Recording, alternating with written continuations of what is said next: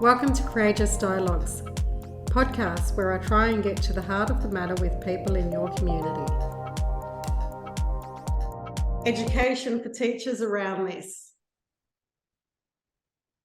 So the first thing with teachers is teaching them about the benefits and the downsides. I think we need to do both at once. I think that there are going to be teachers who are a little bit worn out after years of COVID. I think that's completely understandable. We all are. And this is changing at a rapid pace. Each week something new is announced, like Bing is now going to build it in. Every single week there's going to be something new at the moment. And change fatigue is definitely, a lot of people are very tired and not wanting this to be a thing. Mm-hmm. I get it. And they might have very valid concerns as well about what it means about writing, or what it means about to be human, or even like worries about their own security long term. Those are all perceived as threats and can make it really easy for you to go, no, I just don't want anything to do with it. It's wrong. I don't want it. I think that one of the things I would like to acknowledge is it's there. It's not going to be just one website. This is being built into Word. It's being built into Teams. It's being built into a whole lot of different products. Google is on the way. We're seeing like this is a shift in the way that computing is being interacted with. And so I think that we need teachers to very gently start exploring where it can make life easier, very gently looking at what are some of those limitations and what are some of those concerns, and having dialogues, upfront dialogues about the benefits and the downsides, and how we need to prepare students for a world in which this is not just a website, but this is a part of all of their, not all hopefully, but like many of their interactions, part mm-hmm. of how you find things. Mm-hmm. So if that's the case, you know, what therefore do we need to do to prepare students for that?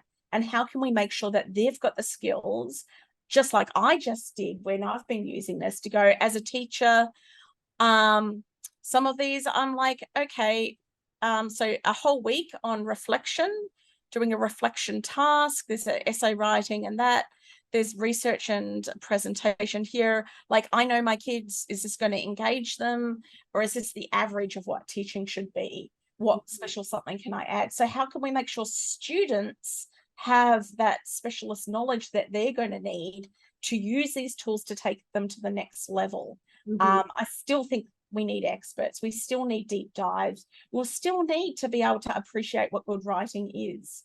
Yeah. And we'll still need to write it if we're going to appreciate it. So I think those are all things that we need to play with in order to understand. Mm-hmm. I don't think that it's going to be worst case scenario, but I'm a very optimistic person. So I think that some of the changes brought about by ChatGPT and its successors will be ones that make our lives a lot easier. I suspect we'll get a lot more fake news. I suspect we'll get a lot of more clickbait. I suspect that we'll get a lot more customer service that isn't customer service. Mm-hmm. And I would call on legislators to consider if, like the European Union proposed, we should know when we're interacting with AI, mm-hmm. and whether that should be there to allow us to build in our critical thinking of, should I trust it? Does it fully understand? Does it have nuanced understandings? Does it have an emotional connection, or is it just faking it? So, but you can't stick your head in the sand and have that debate at the same time. You need to you need to play with it. You need to see what it's good at and what it's not so good at. You need to challenge it and work out how to massage it to be its best tool. So I guess like my message for educators would be to have a conversation and not ignore it, to protect themselves in terms of, at the moment, you do need to be over 18 to have a license. So I don't think it is wise as an educator to be actively encouraging students to sign up for accounts. I think having conversations about academic honesty and with parents about the idea that sometimes we'll be comparing writing that was produced in test conditions against writing that might have been produced at home. And we might be saying, we don't think this was written by your child, and we would like your child to redo it in test conditions, as this is how the world is now, and a necessary step, as painful as that can be as a parent.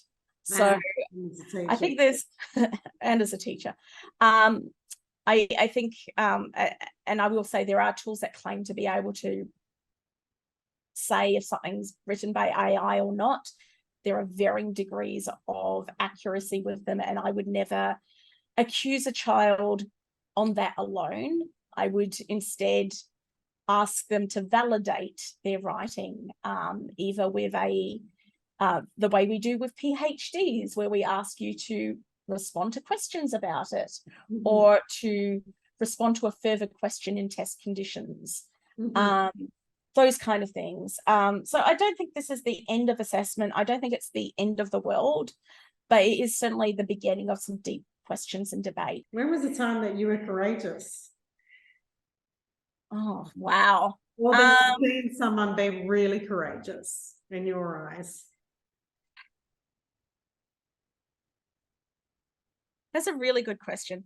For myself, I'm someone who self-doubts a lot, because, you know, I like to be honest with myself about my flaws, and as any human does, you tend to magnify them.